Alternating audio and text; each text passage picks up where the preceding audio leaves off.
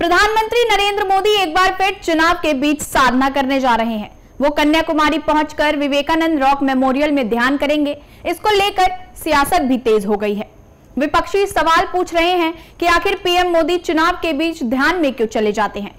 वो मोदी को नसीहत दे रहे हैं, ध्यान कीजिए, अच्छी बात है, लेकिन कैमरा मत लेकर जाइए। ये पहली बार नहीं है जब मोदी चुनाव खत्म होने से पहले ही आध्यात्म की शरण में जा रहे हैं। साल 2019 और साल 2014 में भी ऐसा ही हुआ था। नमस्कार, आप देख रहे हैं उत्तर प्रदेश टाइम्स और मैं हूं आपके साथ ज्योति मिश्रा।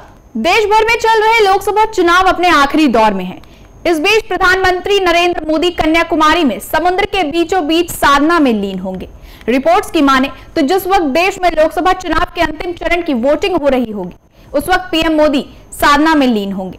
इस बार वो कन्याकुमारी में आध्यात्मिक प्रवास पर हैं। पीएम मोदी 30 मई से 1 जून तक कन्याकुमारी में ध्यान लगाएंगे। स्वामी विवेकानंद ने भी यही तप किया था, लेकिन इससे पहले विपक्ष परेशान हो गया है। प्रधानमंत्री नरेंद्र मोदी के कन्याकुमारी में एकांतवास में 3 दिनों तक ध्यान लगाने से एक दिन पहले कांग्रेस ने बुधवार को चुनाव आयोग का दरवाजा खटखटाया। कांग्रेस ने कहा पीएम मोदी का ये कदम आदर्श आचार संहिता एमसीसी का उल्लंघन है। वरिष्ठ कांग्रेस नेता अभिषेक मनु सिंघवी ने दिल्ली में चुनाव आयोग के कार्यालय में चुनाव आयोग के अधिकारियों से मुलाकात की। इसके बाद उन्होंने मीडिया से कहा, हमने चुनाव आयोग से कहा कि 48 घंटे की मौन अवधि के दौरान किसी को भी प्रत्यक्ष या अप्रत्यक्ष रूप से प्रचार करने की अनुमति नहीं दी जानी चाहिए। पहला बिंदु है जो हमने कहा चुनाव आयोग को कि किसी परोक्ष रूप से साइलेंस पीरियड में जो चुप्पी रहने का समय होता है 48 घंटे चुनाव के पहले, उसमें कोई भी नहीं, चाहे कितना बड़ा लीडर हो, वो किसी रूप से, सीधे रूप से या परोक्ष रूप से कैंपेनिंग नहीं कर सकता।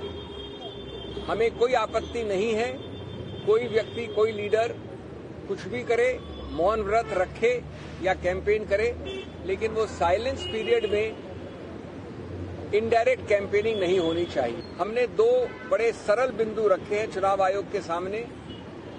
या तो प्रधानमंत्री इसको मात्र 24-48 घंटे बाद शुरू करें, 1 तारीख की शाम को वो हर प्रकार का आध्यात्म मौन व्रत कर सकते हैं अगर वो चाहें तो, और या अगर वो इंसिस्ट करते हैं कि कल शाम को 30 तारीख की शाम को शुरू करेंगे जैसा कि घोषणा में आया है, तो ये आवश्यक होना चाहिए प्रतिबंध चुनाव आयोग द्वारा कि इसका प्रसारण न प्रिंट न देखने वाली मीडिया, विजुअल मीडिया के द्वारा प्रतिबंधित होना चाहिए।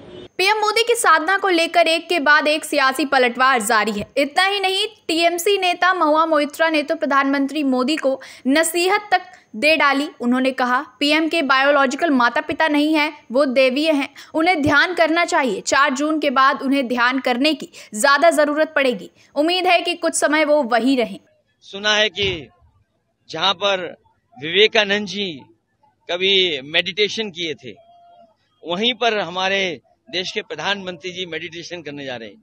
ये मेडिटेशन की जरूरत तो पहले थी, 5 साल पहले या 7 साल पहले, जब आपको देश के लिए काम करना था। अरे 10 साल के बाद तो आपको फुर्सत ही फुर्सत है, आप जितना चाहोगे उतनी मेडिटेशन कर लोगे। कि जो पहले 80 में से 80 की बात कर रहे थे उत्तर प्रदेश में, अब 80 में 80 तो नहीं कह पा रहे, कह रहे हैं नहीं कह पा रहे हैं, तो कहीं ना कहीं जो ये झूठ फैलाने का काम करते हैं, तो ये जो नारा है 400 पार का, ये भी उसी की कड़ी का ही एक हिस्सा है। कि वो विवेकानंद स्मारक जाएंगे, 2 दिन में वहाँ मेडिटेशन में रहेंगे। वही स्मारक से 7 सितंबर 2022 को राहुल गांधी जी ने अपनी भारत जोड़ो यात्रा की शुरुआत की थी, उसी जगह से।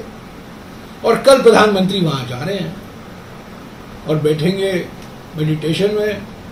हाँ, बहुत कुछ सोचने के लिए है उनका विषय।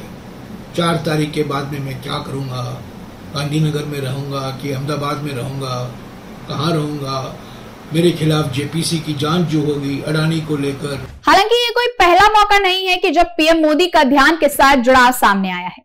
इससे पहले भी चुनाव के अंतिम चरण के ठीक बाद पीएम मोदी ने विभिन्न स्थानों पर ध्यान लगाया है।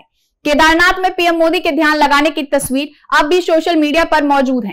पीएम मोदी ने 2019 में केदारनाथ में ध्यान लगाया था। पीएम मोदी ने 2014 में प्रधानमंत्री बनने के बाद 11 मई 2015 को बेलूर मठ भी पहुंचे थे। पीएम मोदी ने अपनी इस यात्रा के दौरान उस कमरे में जाकर ध्यान लगाया जहां खुद स्वामी विवेकानंद साधना किया करते थे।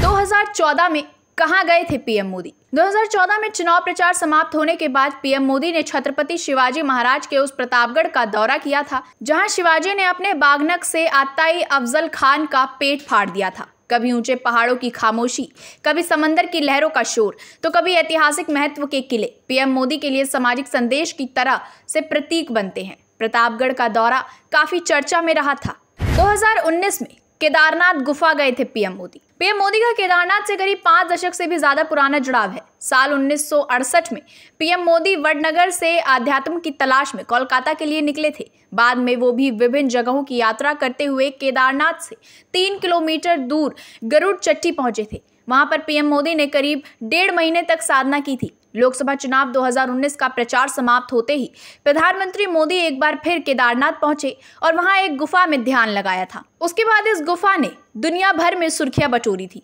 पीएम मोदी यहां 18 मई 2019 को गए थे। उन्होंने सबसे पहले केदारनाथ मंदिर में दर्शन किए थे। इसके बाद गुफा में ध्यान लगाया और पूरी रात वहां गुजारी थी। गढ़वाल मंडल विकास निगम GMVN के अनुसार यहां अब रात्रि प्रवास के 3700 रुपए हैं। जब पीएम मोदी यहां गए थे तब यहां रात्रि प्रवास का शुल्क 1500 रुपए और दिन भर के लिए 990 रुपए का शुल्क था।